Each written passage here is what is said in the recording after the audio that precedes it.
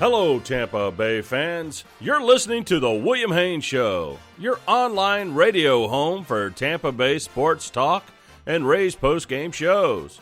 Stay tuned throughout baseball season for live coverage after most Rays games with comprehensive coverage of all 162 games from April through October. Got something to say? We'd love to hear it. Give us a call, internationally toll-free. 877-566-1020 or send us a tweet at WHBC Official. Don't go anywhere. Tonight's program will be starting in just a couple of minutes.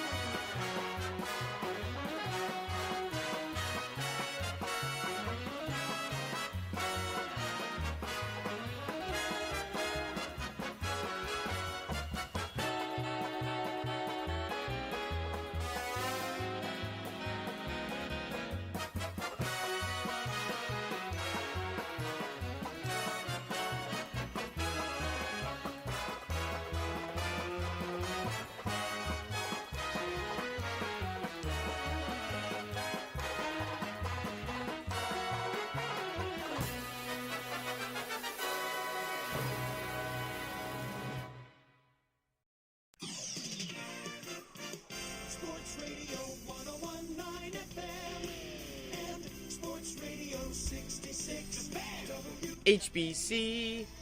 In 2021, the Rays are now 0-6 against the Seattle Mariners. It is a good evening to you, and how you be. William is finally here. You are there here at 10:46 on this Tuesday night. As always, the William Haynes Show is live from the WHBC studio in Clearwater, Florida. Tonight, a second straight loss for the Rays, 6th of the season against the Mariners as they lose by a score of 4-2. Another tough loss against Seattle. What really else can we say from that? Really, that has been the tune during this whole season series, the 4-game sweep that the Rays suffered in Seattle about a month ago, and it seems that things have not changed since then. You would think with that 3-game sweep against the Boston Red Sox that launched the Rays back into first place in the AL East would have them, riding high and maybe going on another winning streak and going on a tear. Instead, Seattle comes into town and has completely stopped the Rays in their tracks. This team right now does not even look like the Rays, and I don't think there's some kind of fundamental issue with the team or anything like that, like maybe kind of the tune we were singing earlier at points during this season where it looked like there was a potential for a turning point. Really, I think most of the takeaways tonight, yesterday, and probably tomorrow if they lose again, will just be the Seattle Mariners have the Rays number, and it doesn't appear that there's anything really that the Rays can do about it. Lately, especially since the All-Star break, but even leading in before, this team has taken on a bit of a different form. The pitching and defense that was carrying it for most of the first half has gone into a bit of a slump, but has given way to a far superior offense. They've been putting up much more runs. They've been much more dynamic, thanks in part to some acquisitions they made and people they brought up like Franco and Cruz that are on the team right now. And with it being almost a month since we did our last show, this is a completely different team looking from that as well. Nelson Cruz being the main trade deadline acquisition that the team was able to make. And so the team has still been winning, just in different ways. I think it is concerning, and tonight was no different in some of the defensive struggles. And I think right now the pitching, the difficulties that they're having, I think you would mainly put up to all the injuries that they've had, because it really is an extensive list as far as that's concerned right now. A team record 15 pitchers on the injured list, 12 of which are relievers. 11 of the 15 are with arm issues. And the names that you're used to seeing this season: Ryan Thompson, J.P. Fireeisen, Colin McHugh, Pete Fairbanks, Jeffrey Springs, they're all on the injured list. And so they're having to make do with guys, like we saw tonight in, Ryan Sheriff, and then the newcomers in DJ Johnson, JT Chargois, Lewis Head. It looks like he's back this day, at least until the next reliever is ready to come back off the injured list. So having to make do with guys not nearly as good as what they had, and that's going to be a problem. You also have a starting rotation that is pretty decimated as well. By the way, Tyler Glasnow will be undergoing Tommy John surgery tomorrow, and the Rays and their fans and everyone else thinking that maybe he would be ready to come back come playoff time. They were going to kind of do the Andrew Kittredge play, where there was a likely chance that he was going to need Tommy John, but try and let it see if it'll rehab, if the body will naturally heal itself, and if not, well, you'll just do the surgery anyway. But at this point, it looks like Glasnow will. Well, it's not. It look like he will. Glasnow will miss all of 2022 as well. And not the time to get into it right now, but just my piece on it. I think we have seen the last of Tyler Glasnow in a Rays uniform, with his arbitration years coming up, and what he's going to be worth in arbitration. I don't think the Rays are going to want to keep him on. I don't think they're going to want to pay him, $5 or $6, $7 million next year to not play. And coming off Tommy John surgery, I don't know if he's going to be worth, again, that $5, $6, $7 million figure. So I'd imagine it's likely he gets moved. But the guys that are still left, it's a rotation that has been up and down, to say the least. I mean, Patino, for example, who pitched tonight, was coming off of a 6-inning shutout performance against the New York Yankees. Tonight gives up 3 earned runs over 5 innings of work. The fastball velocity was down. The off-speed pitches did not look as particularly sharp as they did maybe his last time. And then you couple him with, Yarbrough, McClanahan, Walker, and Fleming.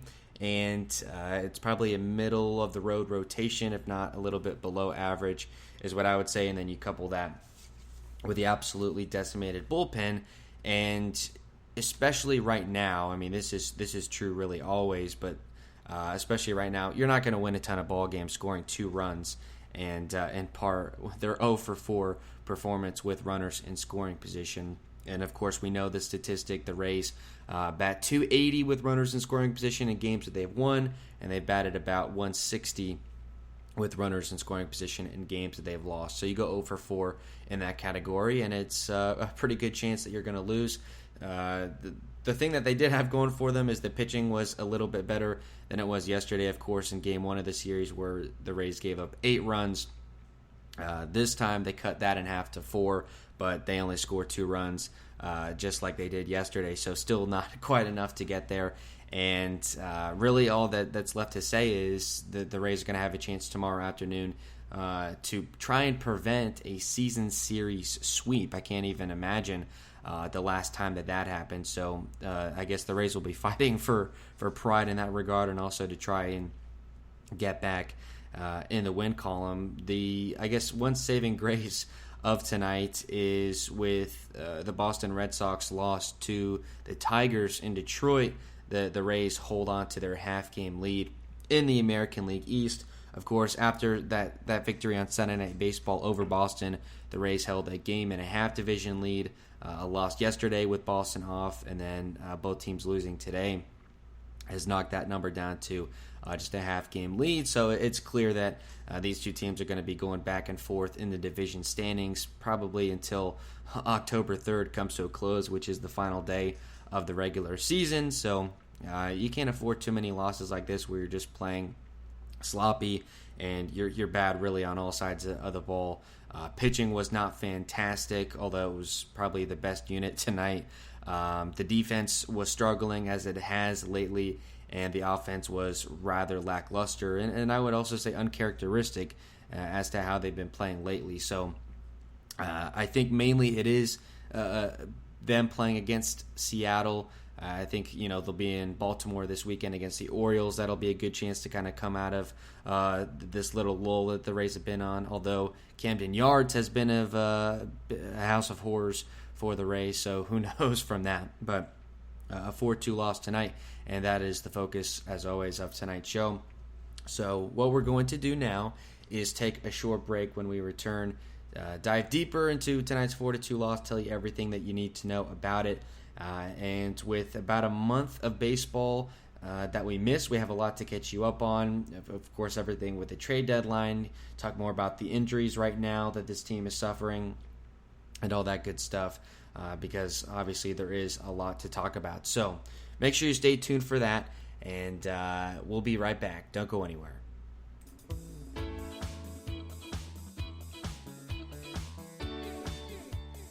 You're listening to the Rays postgame on the William Haynes Show. We're live most nights within 15 minutes of the final out to break down everything that happened in that day's game and take listener phone calls to get your thoughts.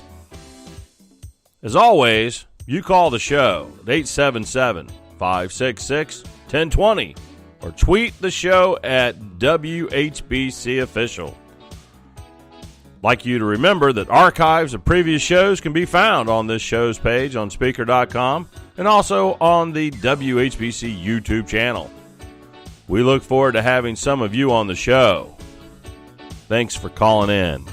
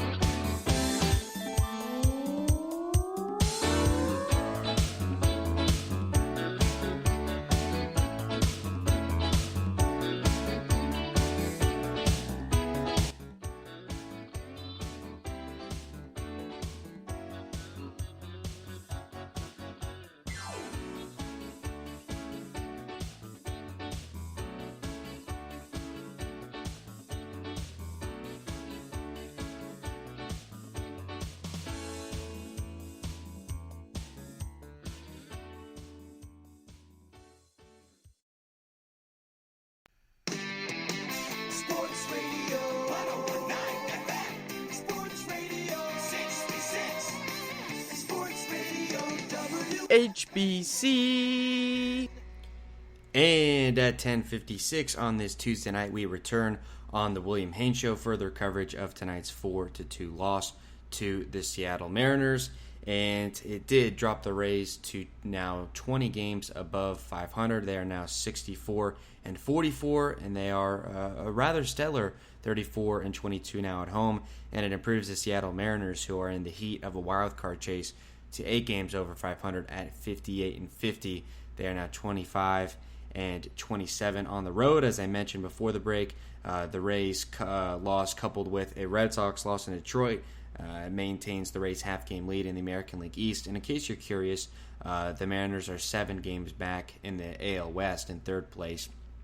That would be the Astros at 64-42. So the Mariners not going to catch the Astros in the West, but I believe now they are, probably 2.5 games out of that second wild card spot. So they are very much alive, and I'm sure you're familiar only because it's said ad nauseum, but the Mariners currently have the longest postseason drought of any team in North American sports, being MLB, NBA, NFL, and NHL. So that would be huge for the Mariners, and kind of similar to 2018 when the Rays and the Mariners were both kind of in the wild card chase.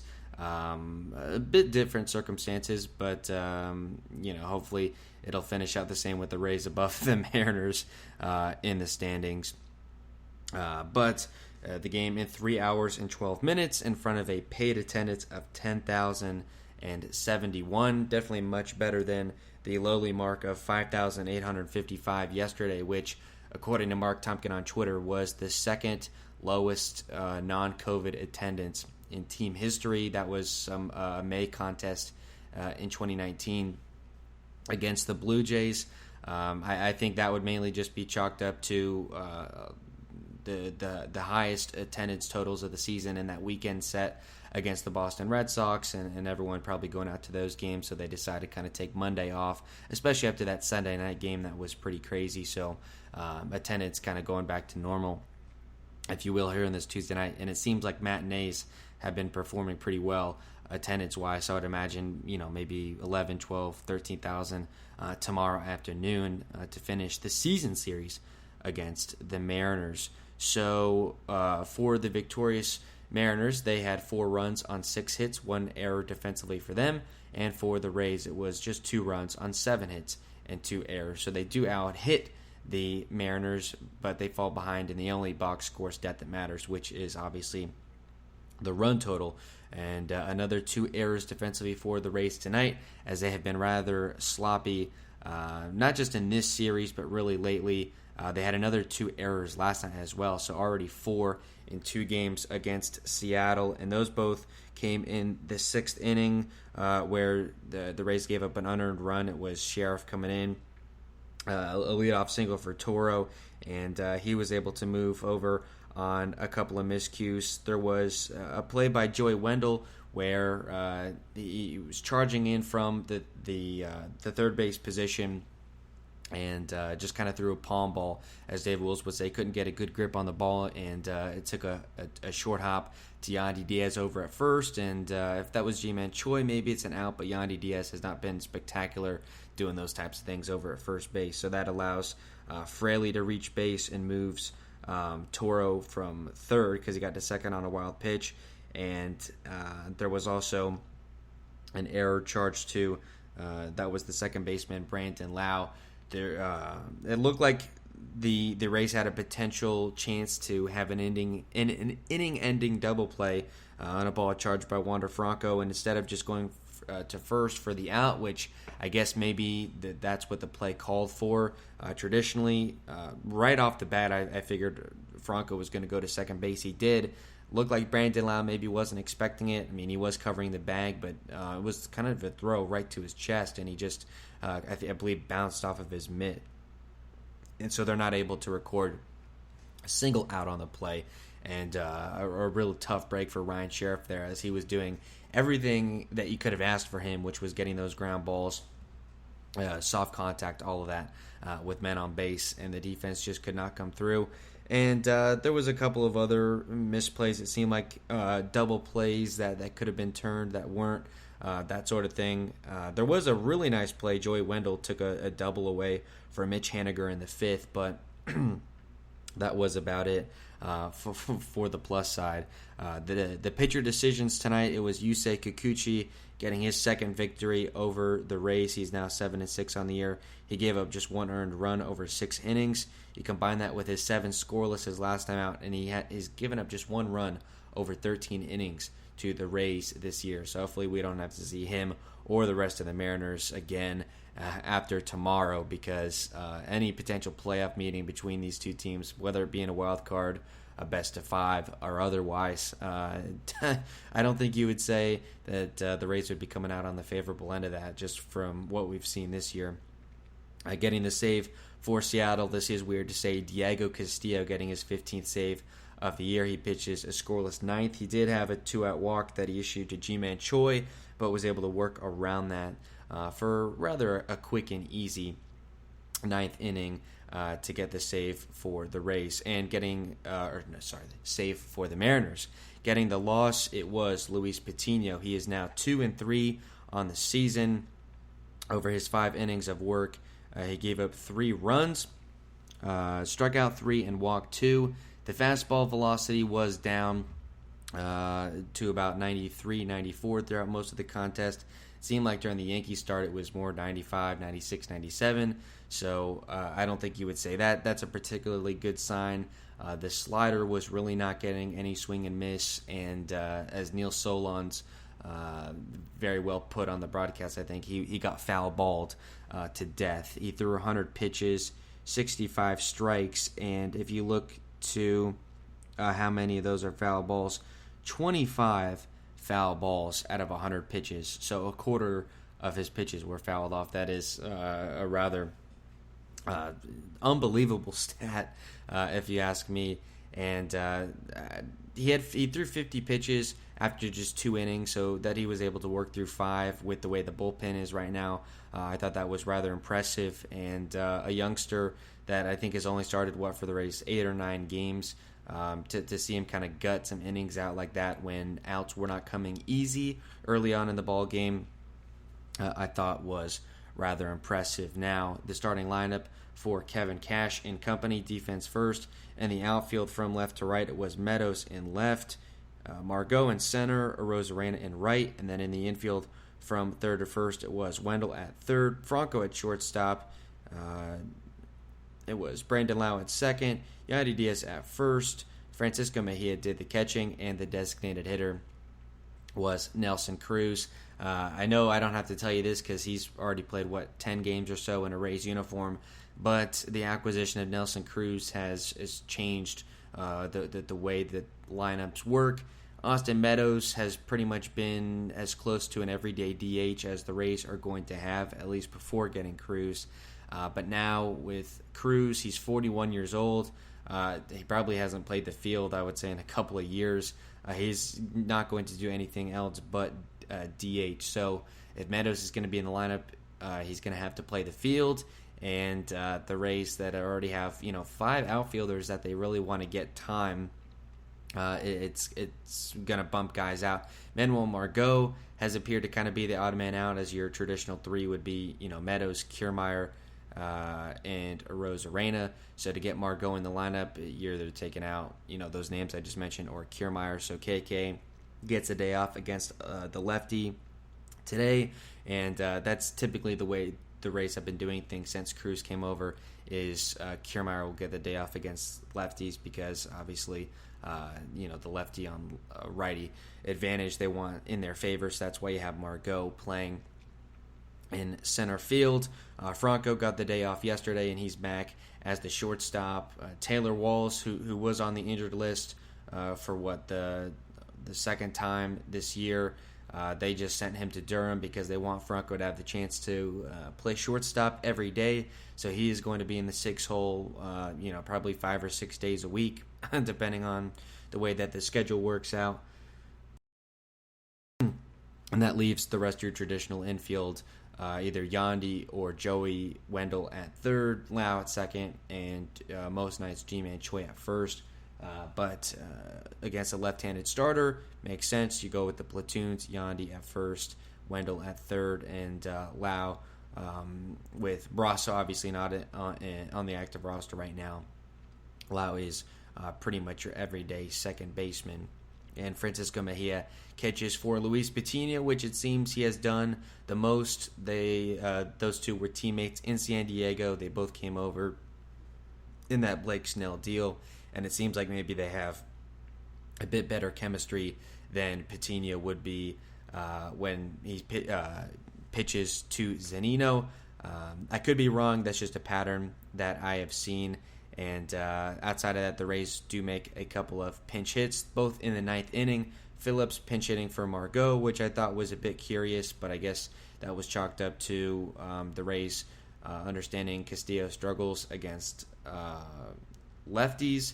So they want to get just as many lefties up in that inning as they can, and they end up getting 3 of them with Phillips, Lau, Choi, and Wendell actually in that 9th inning, but nothing was able to come from it. Unfortunately, as Castillo finds some success in his first game at Tropicana Field since getting traded over to the Mariners. And as we now transition just to talking overall offense, not a lot of production, obviously, with the 2 runs. They do get 7 hits, though, but there were times of this game where it did seem like base runners were hard to come by. Randy Arozarena, who has been red hot, led off the game. First pitch, bottom of the first, with a home run. It was, as Dave Wills likes to say, a get-me-over fastball. I believe it was at 91, and Arozarena punished that baseball and sent it into the left field stands.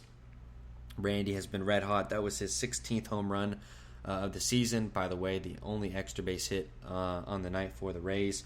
That was Randy's 6th sixth home run in a 12-game stretch. Over that period, he's also hitting .362 with a 1220 OPS. So Randy has definitely found a groove. He's got his average all the way back up to .266 after it was hovering well around .250 before the All-Star break, the last time really that we spoke. So that's good to see. I think he is being more patient at the plate, which obviously is leading to seeing more fastballs per at-bat. And anytime Randy is getting fastballs and he's on, he's usually punishing those. So he goes 3 for 4 tonight, including his 16th homer of the season. And it seemed like tonight he was the only guy that was really coming through for the team. Franco also added a hit. It seemed like things were going to go finally in the Rays' direction against the Mariners tonight, as, of course, Randy homered off the first pitch, and then Franco followed it up with a single, and then I think they were retired something like 6 or 7 in a row after that. And then with the couple of runs that the Mariners put up in the fourth to take that 3-1 lead, and obviously they never looked back. Cruz was 0 for 4 with a couple of strikeouts, and a guy that's batting .281 overall on the year, and I think was over .290 with the Twins this season, is batting under the Mendoza line in about 10 games since coming over to Tampa Bay. So that's not a great sight. I know we've heard so much about how much he means to the team, to the young guys, even some of the veterans as far as approach to hitting. Nelson Cruz, one of the more respected hitters in the league at 41 years old, has been doing it, including at a high level, for quite some time now, and obviously garners respect from everyone around Major League Baseball. So I guess even when the box score is not coming through, he is still providing something, but it seems lately not a whole lot has been coming from Nelson Cruz. Getting to see him every day since coming to the Rays, I'm just impressed with his strength. I've seen a couple of times where broken bat singles with him, just such a powerful swing. The bat snaps in half, and it's still a bloop into center. I think he did that in the Saturday game against the Red Sox. And just that alone is all you need to know about Cruz. A really, really powerful swing.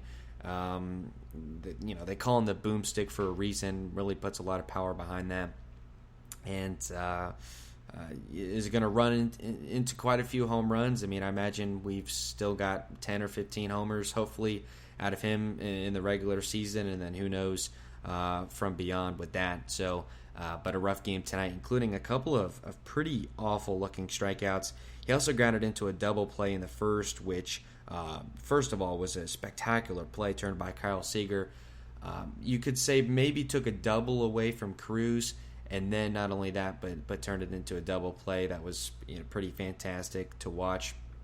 Unfortunately, went against the Rays, but a good play is still a good play. Yandy Diaz had a pretty off night, 0 for 4 with 3 strikeouts, and this is the new Yandy. I can't really understate how excited I am to see Yandy head in this direction. Where he was at 2020 and really the first half of 2021, I don't think is indicative of who he truly is as a ball player. I'm talking about the lowest swinging strike rate in baseball, and walking just about more than anyone else, and the 400 on base percentage. That stuff is all great, but you want to talk about a flawed hitter, and a flawed offensive, piece.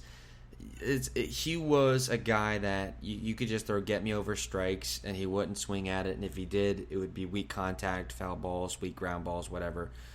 He was not a real threat. If you had men in scoring position and you needed to hit, he'd probably just walk and just pass the baton to the next guy. And, I mean, it is nice having guys on base, but he was, for really 120, 150 game stretch, just not really providing much value with the bat. And since, I want to say, what was it, early June or something like that, he hit his first home run of the year against the Rangers, and then after that has really been on a tear. I think he's got 7 home runs on the season. and is looking like he did in 2019, where he's putting on really powerful swings, driving the ball, exit velocity through the roof, line drive home runs, and well hard hit singles into the outfield, doubles in the gap, all that stuff. So that I think is a more valuable Yandy Diaz. The average at 254, the on base now all the way down to 364, but I think that's a sacrifice you make. You are going to have these nights where he goes 0 for 4 with 3 strikeouts, but I think ultimately this is the Yandy Diaz that you want to see. But there is going to be the byproduct of some of these rough nights. Meadows has a couple of hits, and since we last spoke, really nothing has changed with Meadows still leading the team with runs batted in, and one of the team's better offensive pieces. He bats in the 5 spot against a lefty, which is understandable. He's batting 254 or 245 rather now on the season, but a couple of ground ball singles, which is good to see. He's got one of the highest fly ball rates, or maybe even right now the highest fly ball rate in baseball. But it seems like Meadows is at his best when he's just kind of slapping singles through the gaps and hitting baseballs all over the plate. So did that a couple of times tonight. Just unfortunately, they were not able to do anything with it. Manuel Margot, who came off the injured list a couple of weeks ago. If you'll recall, before the All-Star break, he gets injured. They call up Vidal Brujan in his place. Brujan never able to really find his footing, and so a clear return for Margot, who I think it was a hamstring issue, trying to run out a ground ball. So it looks like he's back and healthy and everything's fine with that. He goes 1 for 3 and is still, I would say, the most clutch hitter that the Rays have at their disposal. If there's a runner at second and 2 outs and you're down a run, there's no one I'd rather have at the plate than Manuel Margot. He, I think, drove in the winning run on Sunday against the Red Sox, and showing that he's not going away from there anytime soon. Batting 247 on the year, and I believe is batting almost 300 against left-handed pitching. So an obvious choice to have him in the lineup over Kiermaier against the Mariners, Yusei Kikuchi. And he did get pinch hit for by Brett Phillips, which I thought was a bit curious. Kevin Cash and company, they're going to say it was righty-lefty there against Castillo, but I think you kind of have to know your player, especially in the 9th inning, and to lead off. I don't care if it's righty on righty. Margot is still the guy that I'd like to have up there. That you were pinch hitting Brett Phillips with the thought process that he was going to work some kind of at-bat. That's not a safe bet. He ended up just rolling over to second base on the first pitch for out number 1 in the 9th inning. So I personally would have rather had Margot in that spot. But like I said, it was righty-lefty there. And that I guess that spot in the lineup combines 1 for 4 between those two guys. And Phillips, for what it's worth, he's hitting just 209 on the season. But I know he hit a home run. What was it, Friday, I think, or something like that? No, he had the grand slam. It was on Thursday against the Yankees. That's right. And that was a big moment for him. But the kind of the odd man out in the outfield, the 5th man, you would say, and probably one of the only times you're ever going to see Phillips pinch hit. I think mainly the reason it was him and not Choi is because they were just saving Choi for the Mejia spot in the lineup. Brandon Lau goes 0 for 4 with 2 strikeouts, now 218 on the year. Really has picked it up, not just against lefties, but overall, and he's got something like 22, 23 home runs now this season. And after a really rough start, may very well end up being the team's offensive MVP, but kind of returned to his earlier struggles against lefties. Just swinging through fastballs, not working really fantastic at bats. And he came up twice in pretty big situations. One in the 4th with runners at the corners and 2 outs, and he flew out to center in a pretty poor at bat where he found himself down 0-2 pretty early. And then he struck out with a runner at second base, and it was 2 outs in the 6th. And then struck out for the second out of the 9th inning, not working a great at bat against Castillo either. Everyone's going to have off nights, but you combine that to what he's been doing defensively right now. He's got 3 errors in his last 2 games and now has 11 on the season, which leads the team I was singing the praises of his defensive abilities earlier this season, but it seems like now, especially as of late, he's been struggling. So not quite sure what's going on behind that, and it's not just him. Really, since the Rays were in Chicago against the White Sox and Glasnow went down, the defense really has just not been the same since then. And you hope over the next 2 months that they'll be able to find their groove again, because I think you would argue that's probably the most valuable part of the team, is their ability to play great defense and take away runs. Also, I know for most of the year going into the break, the Rays had far and away the most defensive runs saved in baseball, and now I'm not even sure they're in the top 5. As they've gotten to play sloppy, they've really just fallen off in all those kind of metrics. So a concerning sight, especially when they're playing behind a much more shoddy pitching staff than they had going into the season.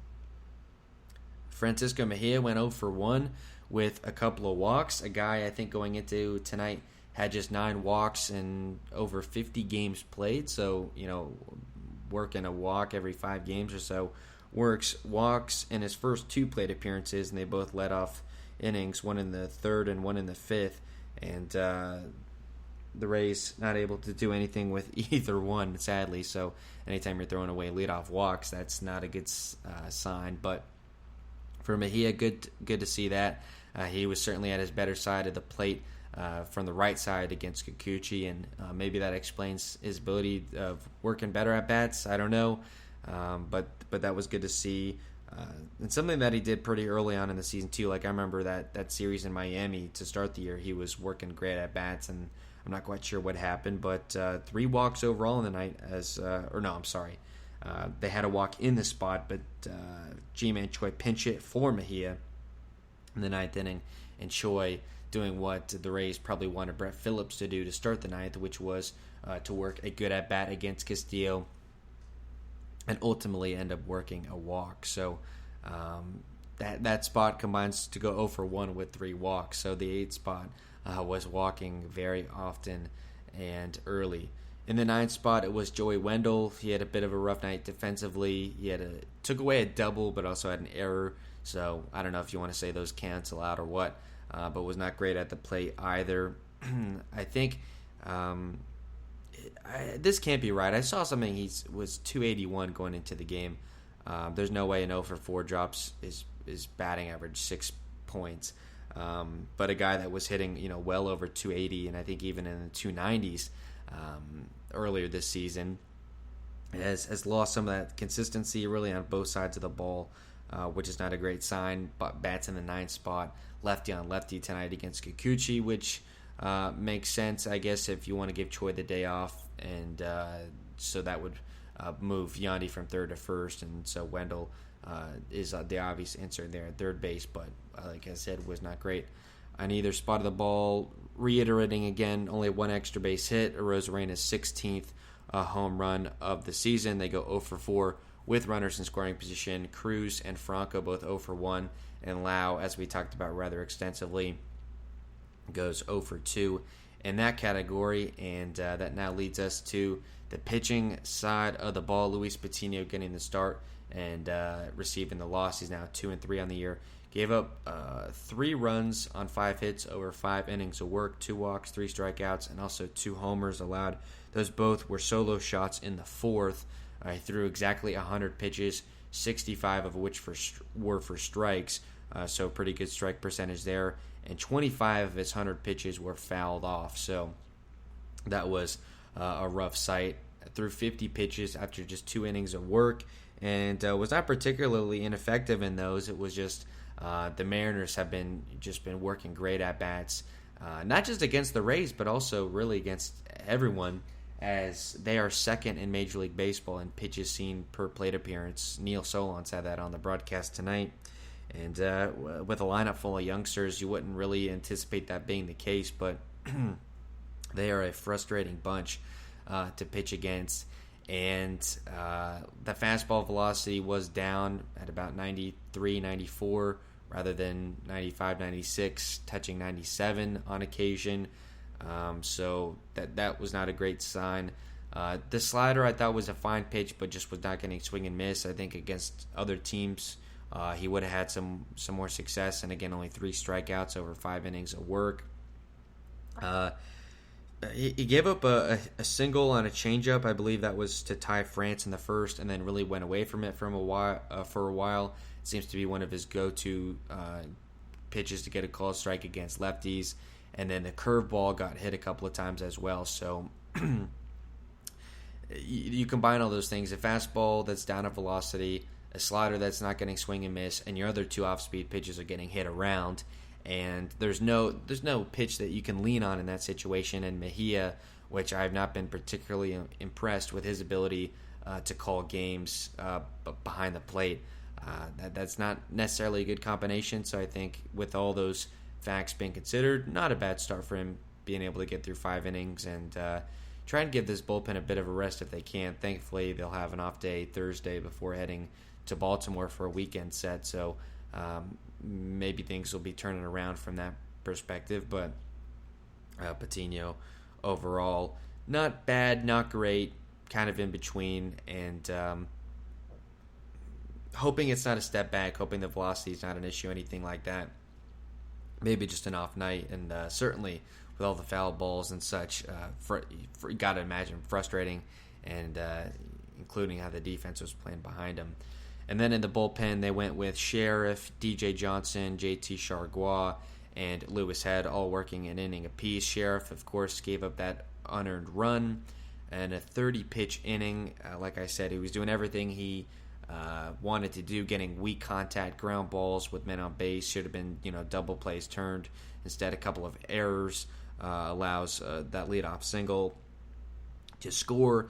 And then the other guys, Johnson, Chargois, and Lewis Head, all pitching rather effective innings, 9, 14, and 12 pitches respectively in those 3 innings. And not big names, but like the Rays have been doing for years, especially with the bullpen, it's those unlikely heroes kind of getting the job done. So not particularly high leverage spots for any of them, but they do what you ask of them, and they keep the game close, and they keep your offense in the game and give them a chance to turn things around. And it's just the offense's ability to not come back. And you look at the relievers that they faced, the Rays. I mean, they got Kikuchi out after 6 innings. It was Casey Sadler, who's a former Ray and has been, a journeyman with Seattle this year. He's pitching to an ERA of 1.6.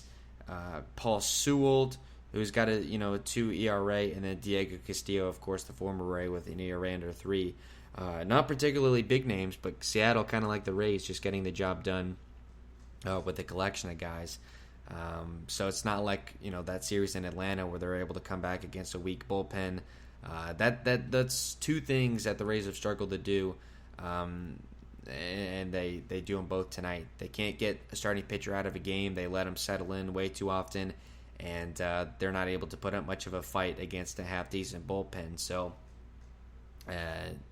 you give up 4 runs on a night like that, you're probably not going to win, and so that's just the way that the ball bounces. And like I said, hopefully they'll be able to avoid what I would consider a pretty embarrassing season series sweep. If that was to be the case tomorrow afternoon, it'll be Fleming v. Gilbert, and we'll talk about that on the other side of the break. Again, stay with us. Still to come, a preview of tomorrow's game, and we also have some trade deadline stuff to talk about, some pitcher injury stuff to talk about, and all that good stuff. So make sure to stay tuned for that. Don't go anywhere.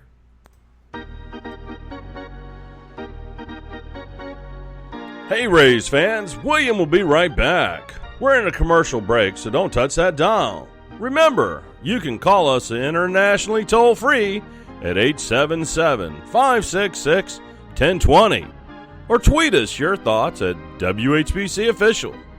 Also, we'd like you to stay tuned for William's other podcasting projects at speaker.com/user/WHBC.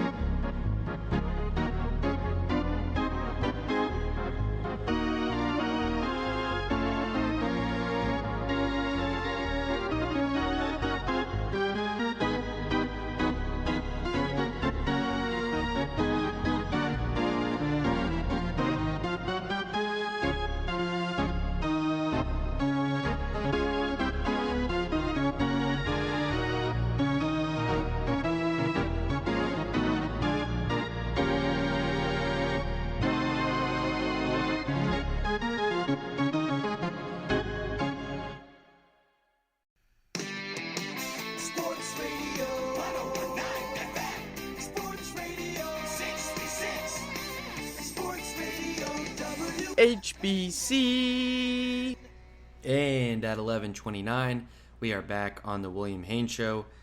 Still to come, of course, the preview of tomorrow's contest. And we're actually going to save a bit of a teaser to get you guys to come back tomorrow. The stuff that I prepared to talk about with the injuries and the trade deadline and whatnot. We'll save that tomorrow night as we're shaking the rust off. It's been about a month since we did our last show, and try and wrap it up before the hour mark hits. So a couple of notes that I missed that I had taken, so I might as well get them out right. We talked about Arozarena, 6 homers in his last 12 games, 362 over that stretch for him. The Rays are in the bottom 5 among all offensive categories versus left-handed pitching, batting average, on base percentage, hits, strikeouts, all that stuff. So a team that I think is a top 10 statistical offense. They've been really, really bad considering against lefties, and it's been a season-long struggle, no doubt. Wander Franco is 8 for his last 20, and that's over his last 6 games played, and he's really turned, not safe to say he's turned a season around, as he's just, a 20-year-old kid trying to break into the big leagues, but there was a stretch there where he was hitting, 210 and was really, really bad from the left side. He had back-to-back triples from the left side on Saturday and Sunday, so it looks like he's getting that turned around. And again, another tease. Got some Franco talk coming tomorrow, as we did run a little long on some of the game stuff. I didn't anticipate us having so much to talk about with tonight's loss, but with no show for a month, obviously there's things to talk about for sure. Brandon Lau, 11 errors so far on the team, which leads the team. 3 errors in his last 2 games played, so he is certainly on a slump, really on both sides of the ball. Although he had a home run. What was it? The 2-run homer on Sunday. So what am I talking about? Has one bad game at the plate, but has not been great defensively. The Rays are now going into this series. They were 10-1-1 in their last 12 home series. The only loss in there was the one to the Yankees late last week. So now another home loss. They've been great at home really most of the season. And just, I think, really a lot of the struggles the last couple of days, just Seattle having the Rays number all the way. And also, this really surprised me. The Rays are tied for first in Major League Baseball in errors since the All-Star break, which is 15. The only other team that has that many is the Miami Marlins. So both Florida teams playing pretty sloppy defense since mid-July. That leads us now into our discussion of tomorrow's game. It's 1:10. It'll be at the Trop, the season series finale between these two clubs. It'll be the righty Logan Gilbert for the Mariners going up against the lefty Josh Fleming. We haven't heard any word if there's going to be an opener. I can't imagine with the bullpen right now that there would be. So it looks like Fleming, a guy that they're just getting stretched out to be kind of the 5-starter. They are going to give him the chance to start and hopefully do better than he did his last time out against Seattle. So we'll start with the Mariners pitching first. It is the 24-year-old right-hander Logan Gilbert. He is 5-2 on the season with a .404 earned run average. His last time out, it was against the Texas Rangers, recording the win. He gives up 4 runs on 6 hits over 5 2/3 of work, 2 home runs in there as well, one walk, 6 strikeouts. And by the way, I also found this interesting. The Mariners have won the last 11 games that he started, and 11 of the 13 games that he started, the Mariners have won. So it seems like every time he's on the mound, Seattle is on the winning side of things. And with a right-handed pitcher on the mound, things returning back to normal. Really for the lineup, I would imagine Brandon Lau probably to lead off. Franco is going to slide back in the lineup, as I know Franco was batting second or third in the lineup almost every day, but with his struggles from the left side, they moved him down to the 6 or 7 spot against righties. So imagine maybe that going on. Kiermaier back in the lineup, Choi back in the lineup, those kind of things. So Nelson Cruz, you probably keep in the lineup, so it would be maybe an off day for Meadows. You go maybe Randy in left, Kiermaier in center, Margot in right.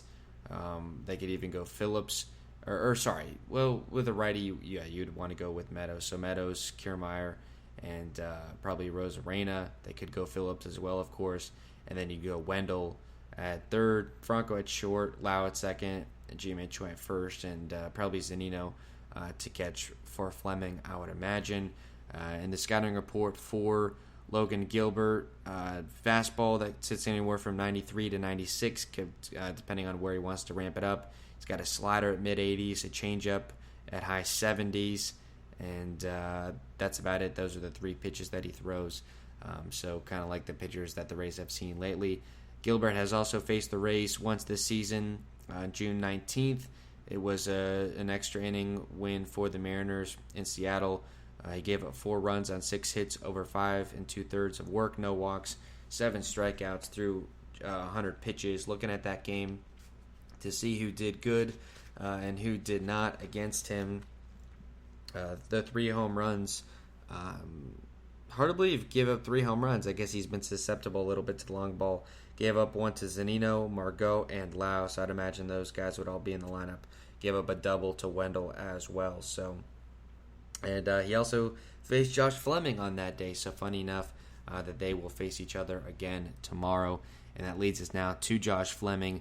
The 25-year-old left-hander is 8-5 on the year with a 4.15 ERA.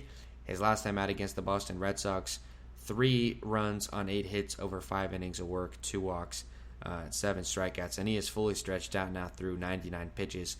His last time out. Typically, the Rays don't want him to see an order a third time through, but like I said, with the limitations with the rotation and with the bullpen, it's guys like him that are being thrust into a bigger role.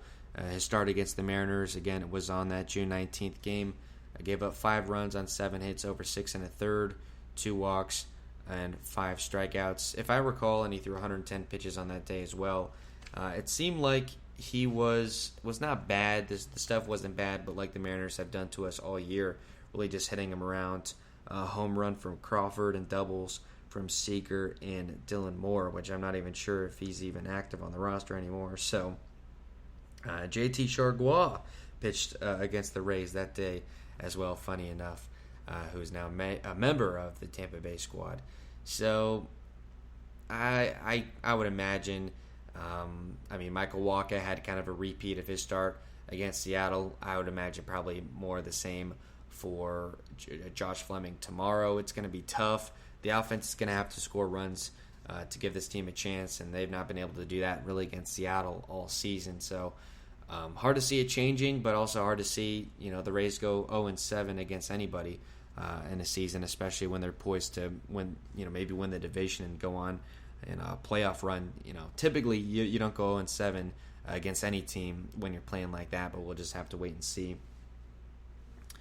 With that being said, we're going to go ahead and put a wrap on the show. I want to thank everyone for tuning in. I know we did have quite a few calls as well. The phone was ringing off the hook for whatever reason. I know technical difficulties. What else is new with this show? But the Skype line that I run through my computer, so the listeners can hear you guys call in and have the audio on the show. The Skype calls were not running through the computer. It was just going through my phone, so there's nothing I could do. I can't figure it out during the show. I have no producer. I have to run everything, so I'll try to get that straightened out. I apologize to anyone that tried to call in. Definitely continue to do so, and hopefully hear from some of you guys, and we'll talk to you tomorrow night.